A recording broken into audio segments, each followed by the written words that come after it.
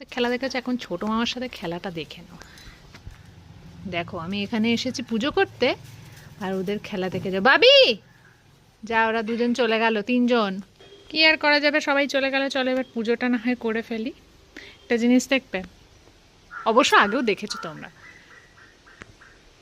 একদম মন্দিরের সামনেই রয়েছে, একদম থোকা থোকা। দেখো, দেখতে পাচ্ছ কতগুলো? এখানে তোমরা অনেক দেখতে পাবে, প্রচুর। আর এই দেখো এই পাশটা না, এই পাশে ওই দিকের গাছটাতেও রয়েছে, জানি না কতটা ভিজিবল হচ্ছে।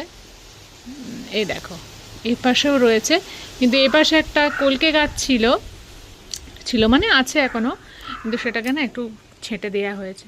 তো চলো, আর বেশি বকবক করার দরকার নেই, চলো পুজোটা আগে করে নিই, নইলে তো হলো না।